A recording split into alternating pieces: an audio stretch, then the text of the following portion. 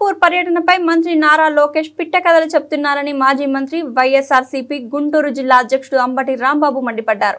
తాడేపల్లి వైఎస్ఆర్సీపీ కేంద్ర కార్యాలయంలో మీడియాతో మాట్లాడుతూ పాత లావాదేవీలను సెటిల్ చేసుకునేందుకు చంద్రబాబు లోకేష్లు సింగపూర్కి వెళ్లారని అన్నారు.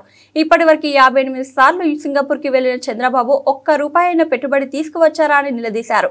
అవినీతి కేసులో సింగపూర్లో జైలుకు వెళ్లి ఇటీవల బయటకు వచ్చిన ఈశ్వరన్ను కలిసేందుకు సింగపూర్కి వెళ్లారా అని ప్రశ్నించారు. చంద్రబాబు నాయుడు గారు, నారా లోకేష్ గారు సింగపూర్ వెళ్లి వచ్చారు. ఏమి సాధించారో, ఏమి సాధిస్తారో కూడా వెలువరించలేకపోయారు. ఇప్పుడే కాదు, చంద్రబాబు నాయుడు గారు ఇప్పటికి 55 సార్లు సింగపూర్ పర్యటనకు వెళ్లారు రాష్ట్ర అభివృద్ధి కోసం అని చెప్పి. ఒక్క రూపాయి లేదు ఒక్క పైసా తీసుకొచ్చి పెట్టుబడి పెట్టినటువంటి సందర్భం ఏదైనా ఉందా అంటే వెనక్కి వెళ్ళి చూసుకుని ఎక్కడ ఏమీ లేదు. ఎందుకు సింగపూర్ వెళ్తారో, ఎందుకు సింగపూర్ వస్తారో చాలా మందికి అర్థం కాదు. బహుశా పాత లావాదేవీలు ఏమైనా సెటిల్ చేసుకోవడానికి వెళ్లారా? అయ్యా నారా లోకేష్ గారు, లేకపోతే ఆయన ఈశ్వరన్ అని ఆ సింగపూర్ మంత్రి గారు మీతో వాటాలు కలిసి ఇక్కడ రాజధాని డెవలప్మెంట్ కి రాజధాని స్టార్టప్ ఏరియాకి పెట్టుబడులు పెడతామని చెప్పేసి అప్పుడు వచ్చి ఏదో కన్సార్టియం చేసుకున్నారు కదా.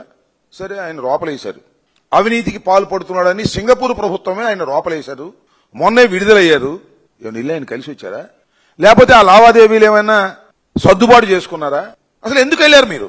ఏమి సాధించడానికి వెళ్లారు? సమాధానం లేదు.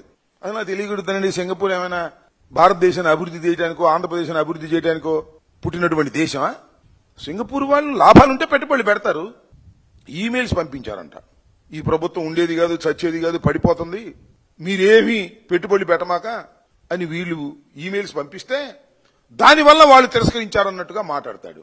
ఆ ఈమెయిల్ పంపించింది ఎవరయ్యా అంటే పెద్దిరెడ్డి గారి ప్రోత్సాహంతో మురళీకృష్ణ ఆయన పంపించాయంట.